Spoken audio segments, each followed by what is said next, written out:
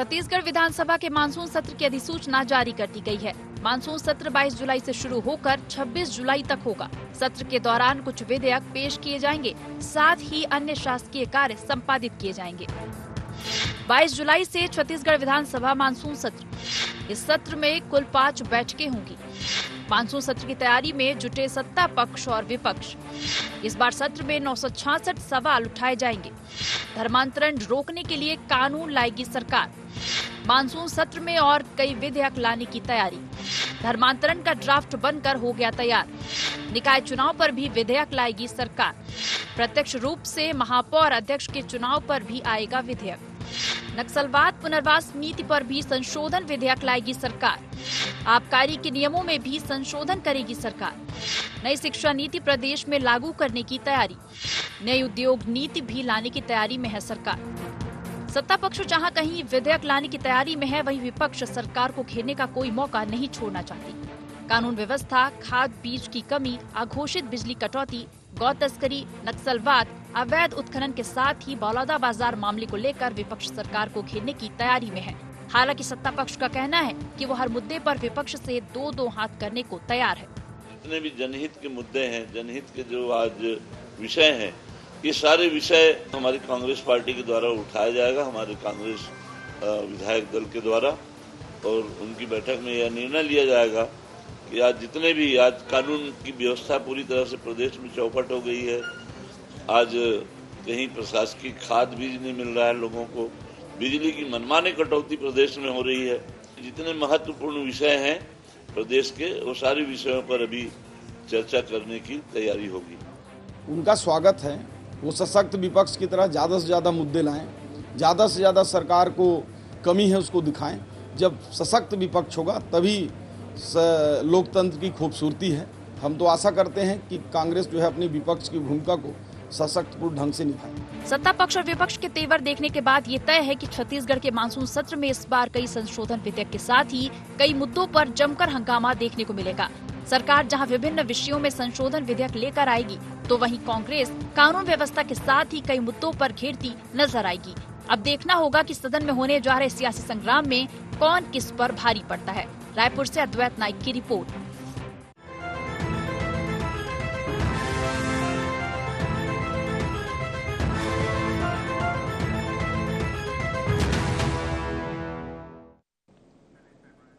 नमस्कार, IND गोहार देख रहे हैं आप और मैं हूं आपके साथ प्रभात पांडे। संग्राम की तैयारी, जी हां, छत्तीसगढ़ में 22 जुलाई से मानसून सत्र की शुरुआत होने वाली है। मानसून सत्र को लेकर राजनीतिक दलों की तैयारियां जारी हैं। बैठकों का दौर दोनों ही दलों में देखने को मिल रहा है।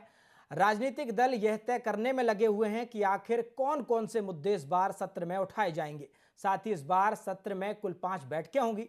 मानसून सत्र को लेकर सत्ता पक्ष और विपक्ष की क्या कुछ तैयारियां हैं और मानसून सत्र में क्या क्या होने वाला है, जरूर जो मुद्दे होंगे वो गरमाएंगे। गुहार पॉइंट्स क्या हैं? सदन में संग्राम की तैयारी, कौन पड़ेगा किस पर भारी? धर्मांतरण विरोधी कानून से हिंदुत्व के एजेंडे पर आगे बढ़ेगी सरकार। सरकार को घेरने विपक्ष के पास कौन से हथियार?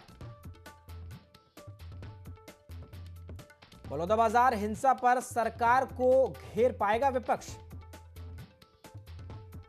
चलिए, और इस पर विस्तार से चर्चा भी करेंगे। हमारे साथ कुछ खास मेहमान भी जुड़ गए हैं, आपका परिचय करा दूं। हमारे साथ अजय गंगवानी, कांग्रेस प्रवक्ता हैं। अजय जी, स्वागत है आपका, जुड़ गए हैं। हमारे साथ अमरजीत छाबड़ा, भाजपा प्रवक्ता हैं। अमरजीत जी, आपका भी बहुत बहुत स्वागत है। और लखन चौधरी जी हमारे साथ जुड़ गए हैं, राजनीतिक विश्लेषक हैं। लखन जी, आपका भी बहुत बहुत स्वागत है। और चर्चा की शुरुआत अमरजीत जी मैं आपके साथ ही करूंगा। 22 जुलाई से जो अगर देखा जाए विधानसभा का सत्र शुरू होने जा रहा है और इस बार मुद्दे तमाम हैं। किस तरह से, अगर हम बात करें सरकार की या बीजेपी ने तैयारियां की हुई हैं? देखिए, मानसून सत्र आरंभ होने वाला है 22 जुलाई से और सरकार इसमें पूरी तरह से तैयार है। सरकार ने बहुत सारे मुद्दों को लेकर, बहुत सारे विषयों को लेकर सदन में रखने की तैयारी रखी है।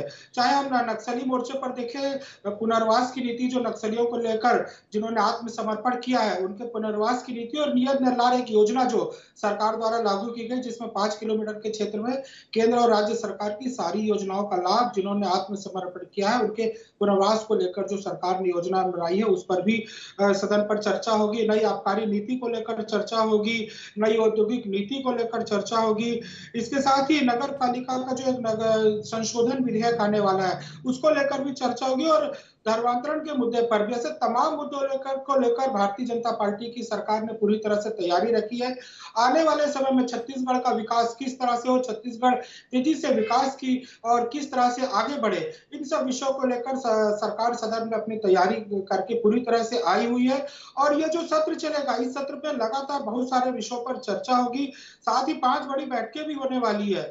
भारतीय जनता पार्टी की सरकार की विपक्ष से भी यही आशा है कि सदन में बेवजह का हो हल्ला या बेवजह का व्यवधान उत्पन्न करके इन सारे विषयों को कहीं दरकिनार करने का प्रयास ना करें। ये सारे विषय कहीं ना कहीं प्रदेश के विकास से जुड़े हैं, प्रदेश के जनता के हितों से जुड़े हुए और हितों को लेकर यदि एक अच्छे विपक्ष के रूप में यदि विपक्ष भी सारी बातों को रखेगा जो सरकार को कहीं ना कहीं उनकी खामियों को इशारा करेंगे तो निश्चित ही उनका स्वागत होगा। लेकिन यदि ऐसे विषय लाते हैं जिससे कहीं ना कहीं सदन के इस लिमिट दिनों के सत्र में यदि कोई व्यवधान उत्पन्न होता है तो निश्चित ही विपक्ष को इस पर सोचना चाहिए। और मैं तो यह उम्मीद भी रखूंगा कि एक अच्छे विपक्ष के रूप में, चूंकि एक मजबूत विपक्ष है, कांग्रेस का 35 विधायक है उनके पास, तो एक मजबूत विपक्ष के रूप में इस बार सदन में वो अपनी उपस्थिति भी दर्ज करे, सरकार के साथ मिलकर किस तरह से प्रदेश के विकास में हम आगे बढ़ सकते हैं इस दिशा में विपक्ष से भी हमारी उम्मीदें हैं। ठीक है, मैं जवाब ले लेता हूं अजय गंगवानी जी से। गंगवानी जी, इस बार अगर देखा जाए सत्र में कहीं ना कहीं विपक्ष के पास भी मुद्दों की कमी नजर नहीं आ रही है, भर भर के मुद्दे हैं। इस बार अगर विपक्ष की बात करें तो कांग्रेस ने, विपक्ष ने किस तरह से तैयारियां की हुई है इस बार सरकार को घेरने की? प्रभात जी, देखिए, कहीं ना कहीं सदन को लोकतंत्र का मंदिर कहा जाता है, ये बहुत महत्वपूर्ण है। कांग्रेस पार्टी ने हमेशा कानून और संविधान पर विश्वास जताया है। हम सदन का पूरा सम्मान करते हैं और कहने के हमारे 35 विधायक हैं जो पूरी दमदारी से लगातार हमारी बैठकें हो रही है कि सत्ता पक्ष को किन किन मुद्दों पे घेरना है, कहां सत्ता पक्ष चूक रहा है, कहां आम जनता से जुड़े हितों को प्रभावित किया जा रहा है।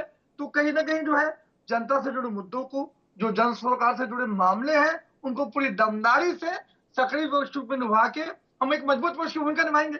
महत्वपूर्ण तो ये देखिए प्रभात जी की 6 महीने शायद सरकार को लगभग हो रहे हैं, ऐसे कई मुद्दे हैं। देखिए, सबसे महत्वपूर्ण बात यह है प्रभात जी कि 6 से 7 महीने के अंदर शायद सरकार ने छतरी की पहचान अपराधगढ़ और नक्सलगढ़ के रूप में कर दी है।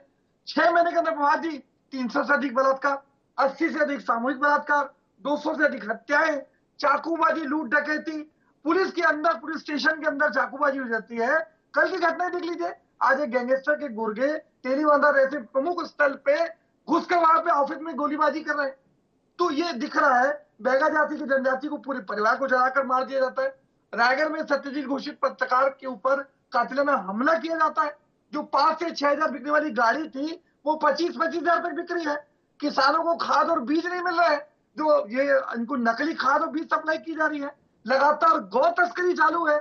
आज आरंग में मॉनिटरिंग के नाम से 3-3 लोगों की पीट के हत्या कर जाती है, किसी पे कोई कार्रवाई नहीं हो जाती। आज 307 के मामले सदोष उसके करके राजनीतिक संरक्षण करके आखिर किसको बचाने का प्रयास किया जा रहा है। ये तो बहुत सारे मुद्दे हैं प्रभात जी। आज इनके जो वादा खिलाफी है, न 500 रुपए सिलेंडर दे रहे हैं, मेहतारी वंदना के नाम से 70% महिलाओं को जो लगातार ठग रहे हैं, 18 लाख प्रधानमंत्री आवास का जो दावा है सिर्फ होर्डिंग और विज्ञापन में 1 रुपए किसी के खाते में नहीं डाले।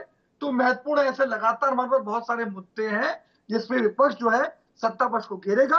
क्योंकि ये महत्वपूर्ण अंतर आपको स्पष्ट कर दूं प्रभात जी, भारतीय जनता पार्टी 5 साल में एक भी तथ्यात्मक आरोप कांग्रेस पार्टी पे लगाते नहीं।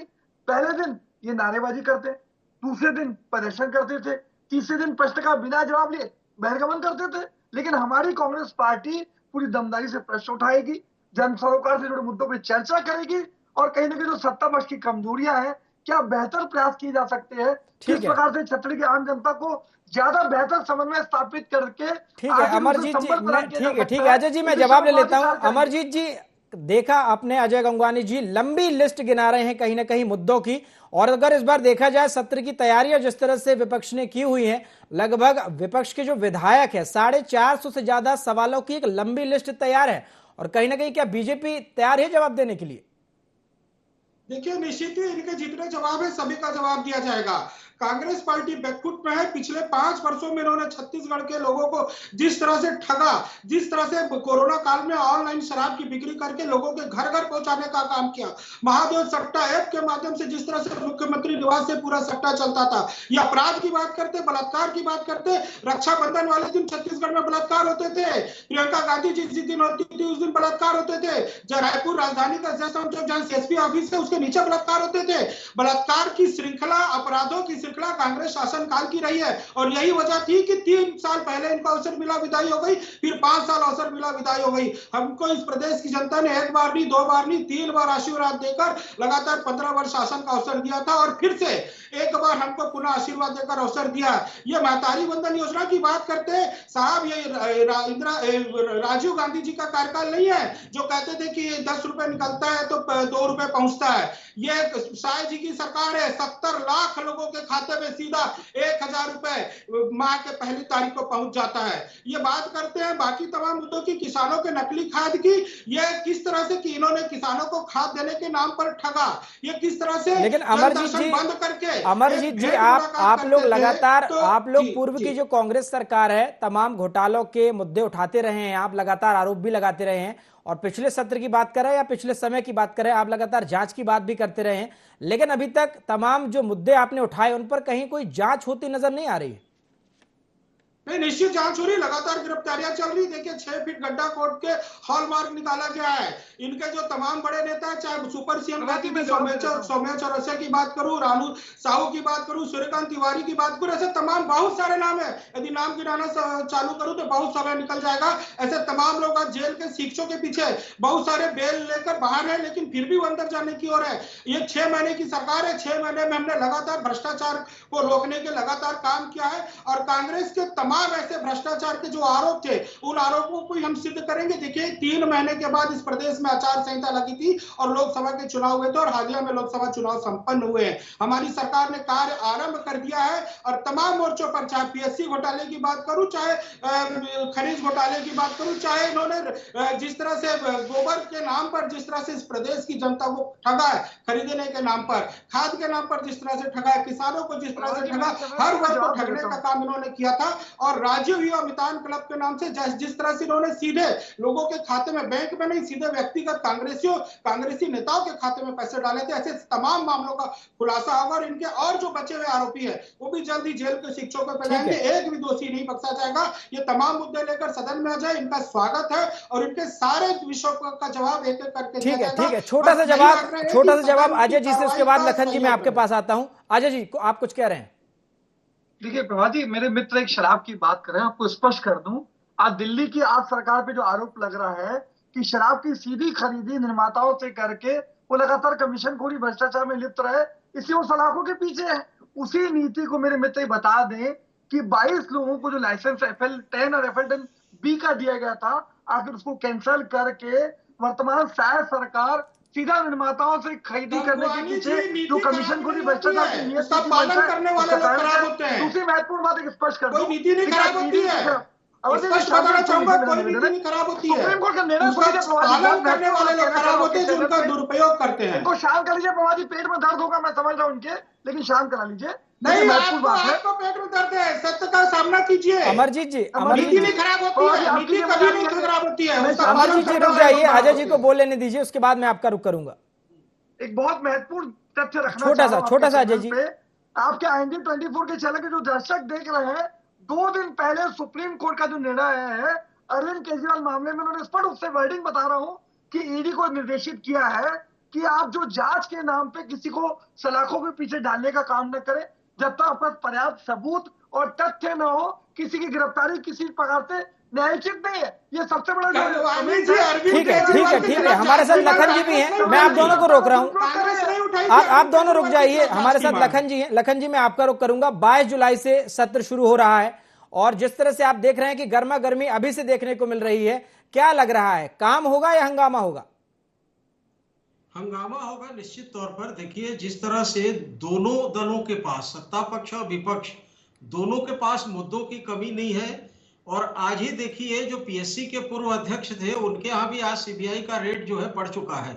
तो ये मुद्दा भी जो है ताजा मुद्दा है। और अभी तक सवाल उठ रहे थे, अखबारों में भी, मीडिया में सुर्खियों में आ रहा था कि जो है चुनाव के समय घोषणा हुई थी, लेकिन उस पर कोई कार्रवाई नहीं हुई है। तो मुझे लगता है कि टाइमिंग जो है ऐसा है कि इस टाइमिंग को लेकर भी सवाल उठ रहे हैं कि ठीक विधानसभा सत्र के पहले जो है पूर्व जो पीएससी के जो चेयरमैन है, उनके यहाँ रेड भी पड़ चुका है। और इसको लेकर भी दोनों दलों के बीच में मुझे लगता है कि तीखे तेवर होंगे, हमला होगा। और देखिए, मुद्दों की कहीं कमी नहीं है। विपक्ष के पास भी बहुत ज्यादा मुद्दे हैं, पर्याप्त मुद्दे हैं। सत्ता पक्ष के पास भी विपक्ष को घेरने के बहुत सारे मुद्दे हैं। बहुत सारे संशोधन प्रस्ताव, बहुत सारे जो नीतियां और कानून और योजनाएं थी पुरानी सरकार की, उसको बदलने के लिए सरकार जो है इसमें विधेयक ला रही है।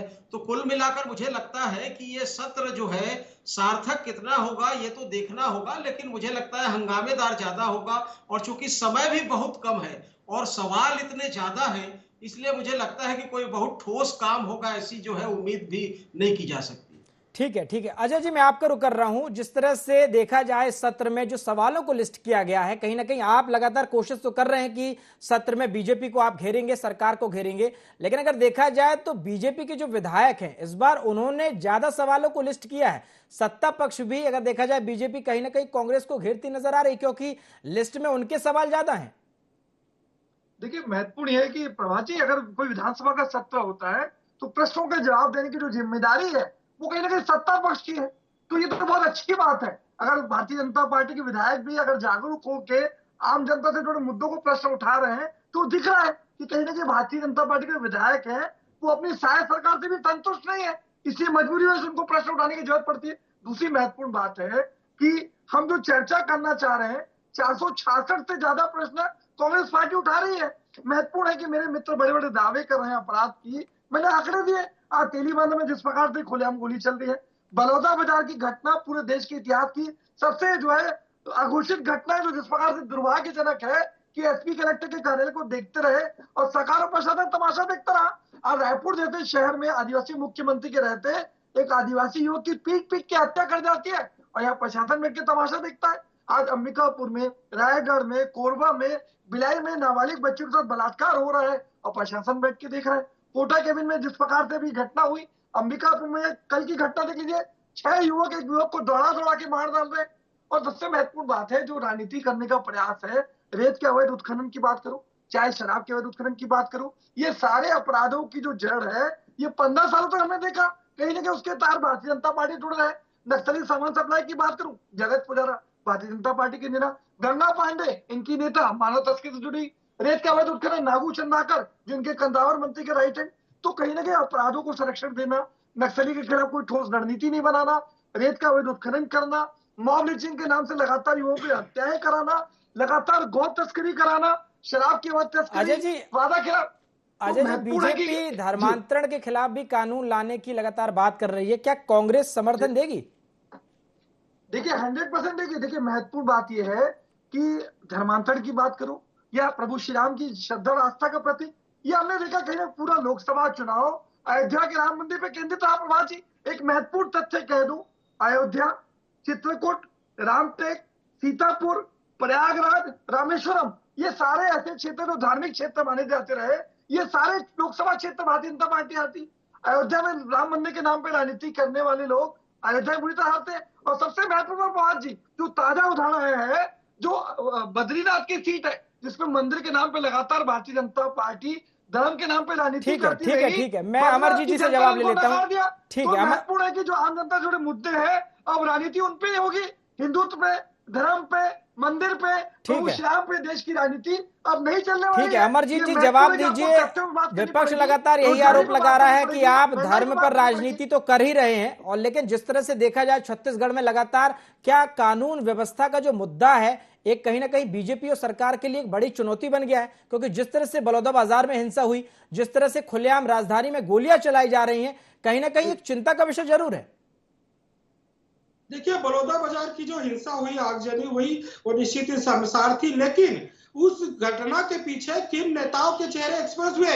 यही कांग्रेस पार्टी, जब इनके विधायक देवेंद्र यादव को पूछपरछ के लिए बुलाया गया तो कांग्रेस पार्टी प्रदर्शन करने लगी। क्यों विधायक देवेंद्र यादव वहां पर थे? विधायक देवेंद्र यादव क्या सतनामी समाज के नेता है? विधायक देवेंद्र यादव क्या उस क्षेत्र के नेता है? क्या उस क्षेत्र के विधायक है? जिस उनका उस क्षेत्र से कोई लेना देना नहीं, उस समाज से कोई लेना देना नहीं, लेकिन बड़ी संख्या में एनएसयूआई के नेता, युवा कांग्रेस के नेता विधायक देवेंद्र यादव के साथ और बहुत बड़ी संख्या में लोग उस आंदोलन के पूर्व उस स्थल पर थे और उस स्थल पर लोगों के साथ बैठे हुए थे। तो ये कहीं ना कहीं इंगित करता है कि कांग्रेस पार्टी 5 साल बाद सत्ता से वापसी के पश्चात इतनी छटपटाहट उनमें आ गई कि वो इस तरह से घटनाओं के पीछे भी कहीं ना कहीं सम्मिलित हो रही है। मुझे लगता है कि ये शर्म का विषय है और बलौदा बाजार की घटना इस प्रदेश में फिर से ना हो, इसके लिए सरकार ने पूरी कमर कसी हुई है। इस घटना के पीछे जितनी गिरफ्तारियां हुई है, जितने वीडियो फुटेज मिले हैं, जितने व्हाट्सएप चैट मिले, सारी चीजों की जांच की जा रही है और कांग्रेस के छुपे हुए चेहरों को इसमें सामने लाया जाएगा। यह घटना कोई छोटी मोटी घटना नहीं है, छत्तीसगढ़ झूठ बोलने का प्रयास न करें, चैनल पे घटना है। तो गंगवानी जी, बलौदा बाजार की घटना को लेकर राजनीति करना बंद कीजिए, बलौदा बाजार की घटना को शांत करने के लिए प्रयास कीजिए, इस तरह की घटनाओं की पुनरावृत्ति न हो, इस पर प्रयास कीजिए। राजनीति अपनी जगह है और राजनीति करने के लिए मिलेंगे, लेकिन समाज विशेष के नाम पर आवाज भी पहुंचेगी दर्शकों तक। इस तरह की घटनाओं को करना, उनको प्रेरित करना निश्चित ही इस शांत प्रदेश के लिए कहीं ना कहीं अनुचित है। और मैं तो पूरी शिद्दत के साथ आपसे कहना चाहूंगा कि बलौदा बाजार की घटना के पीछे आपके कोई भी बड़े नेता सम्मिलित हो, यदि पुलिस पूछपरछ के लिए बुलाती है तो उनको भेजिए, उनका सम्मान है, उनको बुलाइए और उनसे जो जो बातें पूछी जाएगी पूरी घटना का पूरा खुलासा होगा। और मैं फिर कहना चाहूंगा कि सदन में जितनी बातों को कांग्रेस एक मजबूत विपक्ष के रूप में रखेगी, उनका पूरा सम्मान है। आप सदन में आइए, प्रश्न उत्तर रखिए, लेकिन जनहित से जुड़े जितने मुद्दे हैं, सरकार जितने भी बिल लाएगी उनमें भी कहीं ना कहीं उपस्थित रहना होगा। ठीक है, मैं लखन चौधरी जी आपका रुख करता हूं। लखन चौधरी जी, लगातार इसी बारे में बात हो रही है कि बलौदा बाजार में जिस तरह से घटनाक्रम हुआ, जिस तरह से हिंसा हुई, क्या माना जाए, क्या सरकार कहीं ना कहीं लॉ एंड ऑर्डर को लेकर, कानून व्यवस्था को लेकर फेल होती हुई नजर आई है? क्योंकि जिस तरह से राजधानी में गोलियां चलाई गई कोल कारोबारियों के ऊपर, जिस तरह से यह घटना हुई और इसके बाद लगातार हमने यही देखा कि सत्ता पक्ष विपक्ष पर आरोप लगाता हुआ नजर आया, विपक्ष सत्ता पक्ष पर आरोप लगा रहा था। आखिर इसके बीच में इन समस्याओं को कैसे सुलझाया जाएगा? जी बिल्कुल, देखिए जब बलौदा बाजार की घटना हुई तब तक जो है निश्चित तौर पर ये शासन का जो है ये असफलता थी और इंटेलिजेंस का जो है फेल्योर था कि इतनी बड़ी घटना घट जाती है राज्य में, जो कि मुझे लगता है कि जो है नए राज्य बनने के बाद ये छत्तीसगढ़ की इतनी बड़ी घटना जो है ये पहली घटना थी। तो ये निश्चित तौर पर सरकार की पूरी तरह से असफलता थी, विफलता थी। लेकिन बाद में सरकार ने इस घटना के बाद जो है जिस तरह से एक्शन लिया था वो भी एक तरह से ठीक था कि वहां कलेक्टर को हटाया, एसपी को हटाया और जिस तरह से बहुत सारे लोगों को वहां पर हटाया, तो बाद में सरकार एक्शन में आई थी।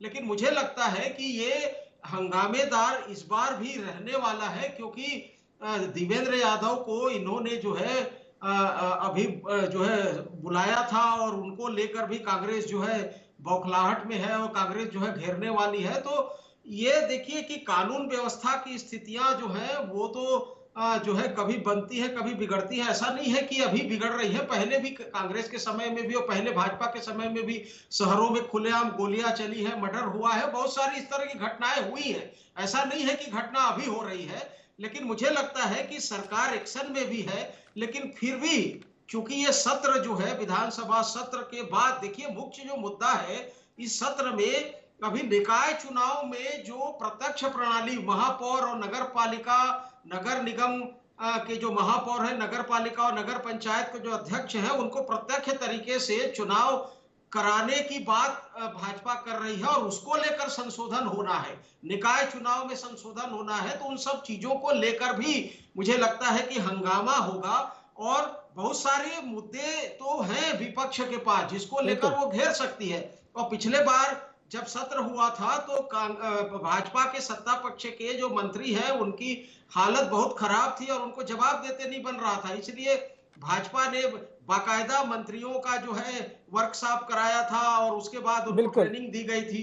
तो मुझे लगता है कि ये सत्र देखिए हंगामेदार होगा। बहुत बिल्कुल सारे लखन जी, मुद्दे बिल्कुल विपक्ष बिल्कुल के बिल्कुल समय हाथ की में चूंकि है, वक्त की जिनको कमी है, लेकर समय की विपक्ष कमी जो है, मैं आप तीनों घेर को यहीं सकती है। रोकूंगा और आप तीनों का हमारे साथ जुड़ने के लिए चर्चा में धन्यवाद। चूंकि मुद्दे बहुत सारे हैं और 22 जुलाई से 4 दिनों तक सत्र भी चलेगा और अभी से ही कहीं ना कहीं बीजेपी हो, सत्ता पक्ष हो, विपक्ष हो, दोनों में गर्मा गर्मी भी देखने को मिल रही है।